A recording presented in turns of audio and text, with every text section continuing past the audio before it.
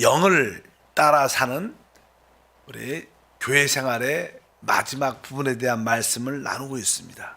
우리가 영을 따라 살기 위해서 꼭 회복돼야 될 중요한 세 가지 부분이 있죠.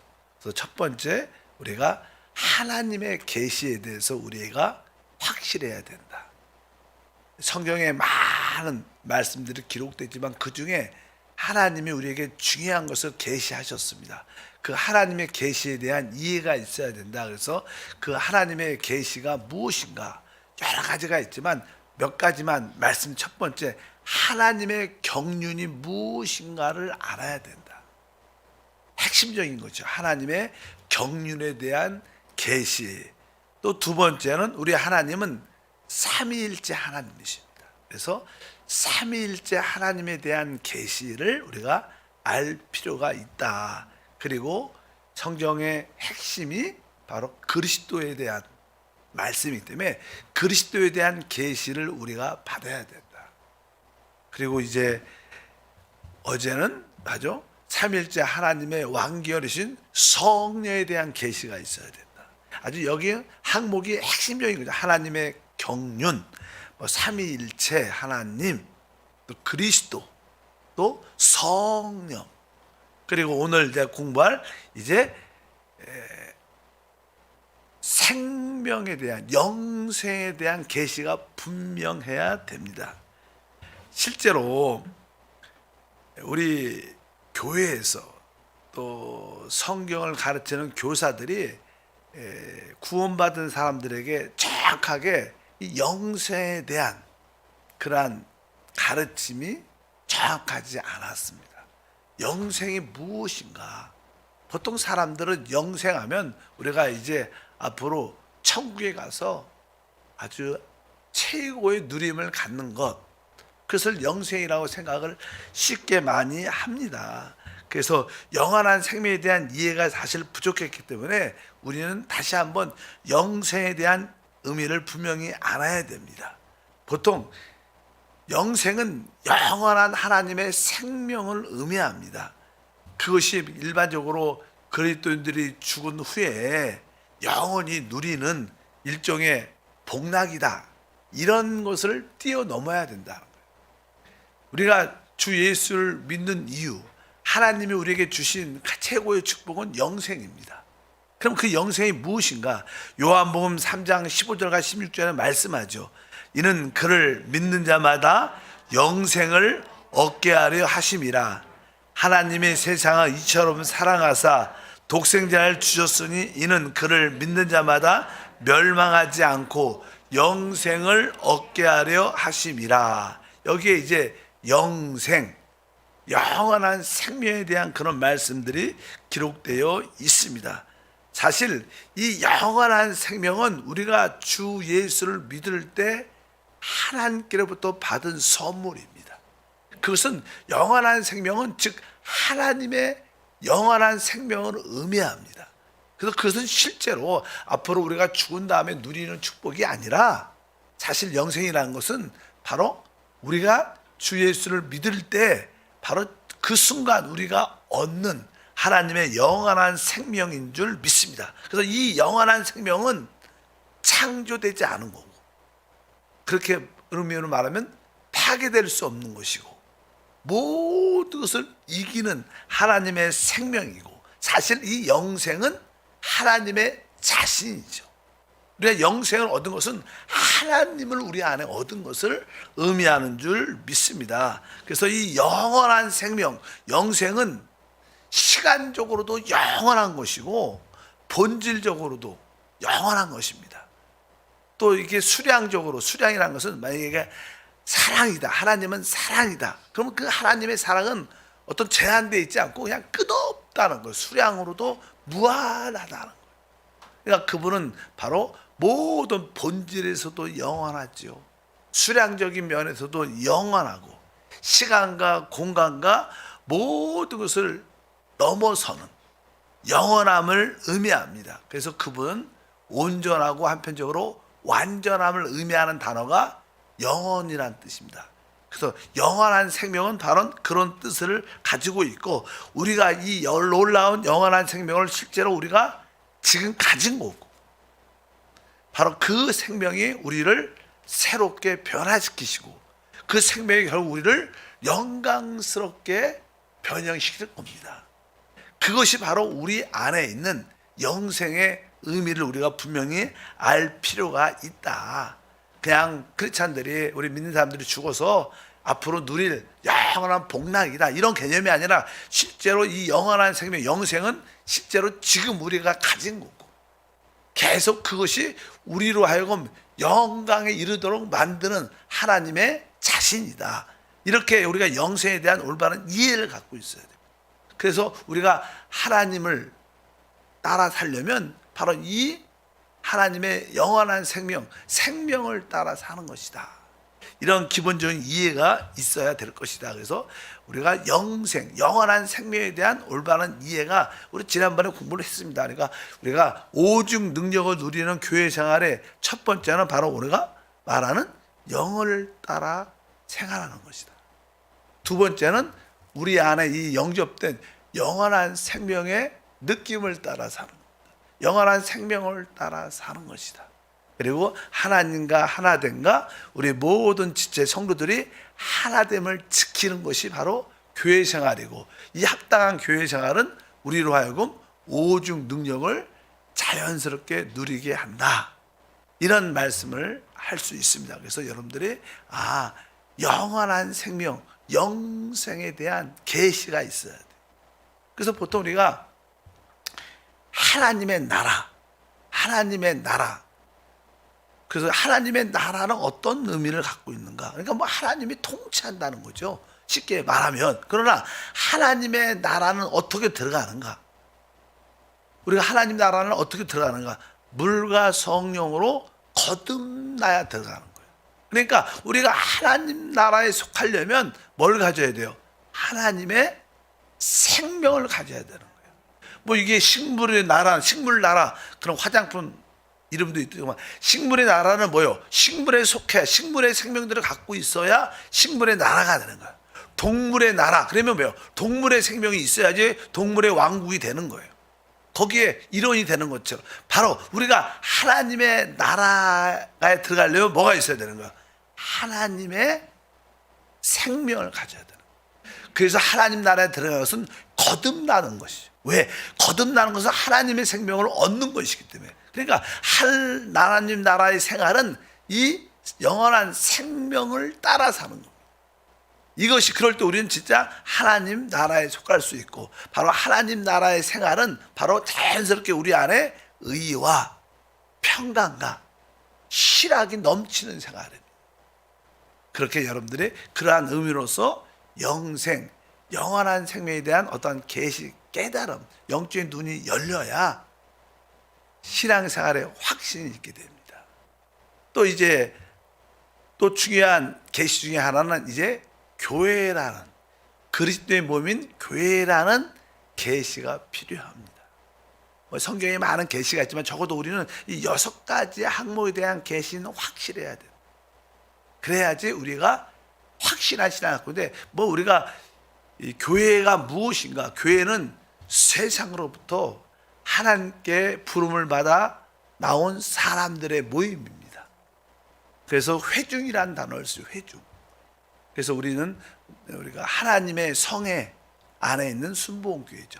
우리의 전체적인 교단은 하나님의 성회입니다. 이 하나님의 성회는 오순절 교단에 속해 있어요. 오순절 교단에 하나님의 성회가 있는데, 그 하나님의 성회가 바로 어셈블리 오브 갓이라 그럽니다. 그러니까 회중이란 단어예요. 어셈블리. 그런 사람들, 하나님께 세상에서 부르심을 받아 나온 사람들의 모임을 가장 기본적으로 바로 교회라고 가장 쉽게 설명을 합니다.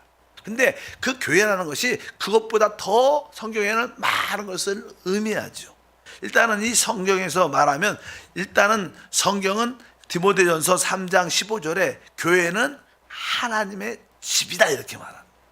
읽어보니까, 만일 내가 지체하면 너로 하여금 하나님의 집에서 어떻게 행해야 할지를 알게 하려 함이니, 이 집은 살아계신 하나님의 교회요 진리의 기둥과 터니라.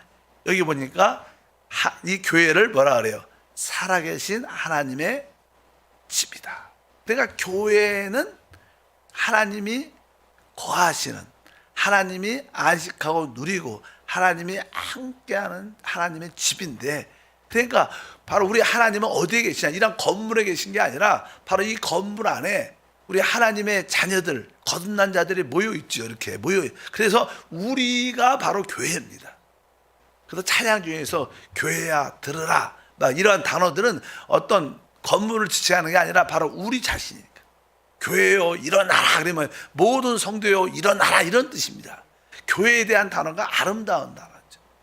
바로 교회는 하나님의 집이다. 하나님이 거하시는 곳인 줄 믿습니다. 그래서 또 한편적으로는 교회는 바로 하나님의 그리스도의 그 생명으로 연결되어 있는 유기체적인 몸이다. 그래서 이제 교회는 그리스도의 몸이다 이렇게 표현을 합니다. 우리 에베소서 1장 23절 보니까 교회는 그의 몸이니 만물 안에서 만물을 충만케 하는 자의 충만이니라. 너희는 그리스도의 몸이요 지체의 각 부분이라. 그러니까 교회가 무엇인가, 뭐 하나님께 부름받은 회중의 의미도 있지만 더 실제적으로 교회는 실제로 하나님이 거하신 하나님의 집이고, 또 교회는 바로 그리스도의 몸으로, 그리스도의 몸이라는 것은 바로 생명, 제 몸도 나의 생명으로 머리와 온 지체들이 다 연결되어 있잖아요. 살아있는 유기체죠. 생명으로 연결된 유기체. 바로 교회는 바로 그리스도 생명으로 연결된 그리스도의 몸이다. 이런 의미로 우리가 알아야 됩니다. 그래서 교회에 대한 실제에 대한 계시를 받고 교회가 무엇인가를 분명히 알면 우리가 영을 따라 살기가 쉬워지고 또 교회 생활이 쉬워지는 역사가 우리 가운데 함께 할 줄 믿습니다. 그래서 우리가 영을 따라 살기 위해서는 하나님의 기본적인 계시에 대해서 인식이 있어야 된다. 오늘 또 두 번째는 이제 우리가 영을 따라 살기 위해서 두 번째 우리가 회복될 것은 우리의 신앙생활이 가장 기본적인 것이 바로 하나님과 우리가 연합된 생활을 하는 거예요. 우리가 이제 하나님을 경배한다, 하나님을 예배한다, 하나님을 찬양한다 이런 의미를 단어를 많이 쓰지만 실제로 우리의 신앙생활은 하나님과 연합된 생활을 할 때, 다른 말로 주님과 한영된 생활을 할 때 그것이 곧 예배요, 경배요, 찬양입니다. 우리가 하나님을 경배하고 싶다, 하나님을 예배하고 싶다. 뭐 어떻게 하는 게, 뭐 이렇게 손 들고 엎어져서 막 그 기도하는 게 하나님을 경배하는 게 아니라 진짜 경배하는 건 주님과 한영된 생활을 하는 거. 하나님과 우리 사람이 연합된 생활을 하는 것이 실제로 바로 하나님을 예배 경배하는 것입니다. 그래서 우리가 회복돼야 하고 알아야 될 것은 하나님과 연합된 생활을 하는 것이 중요하다. 하나님과 연합된 생활, 주님과 한영된 생활을 하려면 나의 옛사람은 죽었고 거듭난 내 새 사람이 있다는 것을 알아야 됩니다. 왜? 거듭난 새 사람 안에서 하나님과 연합되는 거예요. 주와 합한 자는 그래서 한 영이다. 그래서 우리의 신앙생활은 옛사람을 따라 사는 게 아니라 새 사람을 따라 사는 줄 믿습니다. 그래서 나는 연합된 생활을 하고 있는가, 나는 주님과 공동 생활을 하고 있는가, 함께 생활을 하고 있는가를 분명히 우리가 알아야 됩니다. 내가 남편으로서 내가 남편이다 그러면 참된 남편은 바로 하나님과 함께하는 남편. 여러분들이 좋은 아내다. 좋은 아내는 뭐예요? 하나님 볼 때는 하나님과 함께 모든 것을 행하는 아내. 이게 진짜 뭐예요? 하나님과 연합된 생활, 하나님 안에서의 남편과 아내의 모습인 줄 믿습니다. 그래서 여러분 심령 안에 나는 단독으로 혼자 살지 않고 주님과 함께 살고 있다. 그것이 말로만이 아니라 그러한 내적인 체험을 갖고 있어야 돼요. 그래서 여러분들이 어떤 일을 할 때마다 종종 질문하라 그러죠. 질문. 한번 여러분 자신이 어떤 일을 할 때마다 이것이 하나님 뜻인가 아닌가, 어떻게 알 수 있어요? 가장 쉽게는 뭐 우리가 우리 안에 평강이 있으면 하나님의 뜻이다 이렇게 쉽게 말을 하지만 더 아주 실제적으로 말하면 어떤 일을 할 때 나는 이 일을 나 혼자 했는지 주님과 함께 했는가 한번 질문해 보면 알아요. 그래서 우리가 이것이 그리스도인가? 내가 이것을 결정할 때 나 혼자 했는가? 아니면 주님과 함께 결정했는가? 이런 질문을 늘 해봐야 돼. 그래야지 여러분들이 주님과 연합된 생활의 체험을 가질 수 있습니다. 모든 일에 대해서 여러분들이 예를 들어서 막 TV를 본다. 그럴 때 나는 이 TV를 내 단독으로 보고 있는지 아니면 내가 주님과 함께 보고 있는지 한번 질문을 해보면 내가 주님과 연합된 생활을 하고 있는지 알 수 있다는 거예요. 뭐 TV를 뭐 보고 나쁘고 좋다 나쁘다 이런 문제가 아닙니다. 무엇을 하고 안 좋은 문제가 아니라 어떤 일이든 주님과 어떻게 내가 함께 하고 있다는 그것이 우리에게 참 중요한 것을 여러분들이 알아야 됩니다. 바로 우리는 단독으로 생활하는 것이 아니라 주님과 공동으로 함께 모든 것을 하는 생활이 회복돼야 된다. 그럴 때 우리는 진짜 종교적인 생활에서 벗어나고 도덕과 윤리를 뛰어넘어 하나님과 사람의 연합된 생활을 갖게 될 줄 믿습니다. 그래서 우리는 바로 이러한 생활은 바로 옛사람이 끝난 것을 아는 것이고 우리가 새 사람이 된 것을 아는 것이다. 그래서 내가 새 사람, 거듭난 영, 속사람을 따라 사는 것이다. 그래서 바울은 그렇게 고백을 했죠. 갈라디아서 2장 20절에 그런즉 이제는 내가 사는 것이 아니요 오직 내 안에 그리스도께서 사시는 것이라. 보통 사람들은 그냥 성경 구절을 그냥 읽죠. 그런즉 이제는 내가 사는 것이 아니다. 그러나 이런 말씀을 읽을 때 여러분들 기쁜 것에 맞습니다. 주님, 내가 사는 게 아니라 내 안에 주님이 삽니다. 이런 실제로 그분이 내 안에 계시는 체험과 느낌을 갖죠. 보통 종교적인 사람들은 그런 내적인 느낌이 없어요. 실제로. 왜? 생명에 대한 느낌도 약하니까. 그러나 우리는 확실하게 여러분들 정도쯤 신앙이 되면 주님 모든 일을 할 때마다 주님 맞습니다. 내가 사는 게 아니라 내 안에 그리스도 주님이 삽니다. 바울은 이러한 삶을 살았어요. 우리는 다 진짜 크리스찬이라면 이러한 것을 바울처럼 고백을 해야 되는 거예요. 모든 일에 대해서 주님 내가 사는 게 아니라 내 안에 주님이 삽니다. 이렇게 여러분들이 고백하는 모두가 되기를 바랍니다. 이러한 고백을 하려면 대부분 내가 옛사람이 확실히 끝난 것을 알아요. 성경은 거기에 대해서 로마서 6장 4절에 말합니다. 그러므로 우리가 그의 죽으심과 합하여 침례를 받음으로 그와 함께 장사되었나니 이는 아버지의 영광으로 말미암아 그리스도를 죽은 자 가운데 살리심과 같이 우리로 또한 새 생명 가운데 행하게 하려 함이라. 바로 우리는 그리스도의 죽으심과 함께 침례를 받으므로 장사, 우리는 죽었다는 것이. 내 옛사람은 침례를 통해서 죽었고 이제 우리는 맨 끝에 뭐예요? 우리로 또한 새 생명, 바로 우리 안에 거듭난 새 사람이 있고 새 사람 안에 새 생명이 있는데 이 새 생명을 따라 행하는 것입니다. 이 새 생명을 따라 사는 게 진짜 주님과 연합된 생활을 갖는 것이다. 그래서 우리는 옛사람을 벗어버리고 옛사람이 끝난 것을 확실히 알아야 돼. 이 옛사람이 끝난 것을 알 때 침례로 끝나고 장사 지낸 바 됐고 십자가에 내 옛사람이 못 박힌 것을 확실히 알 때 우리는 이 새 사람 영에 대한 인식이 깊어집니다.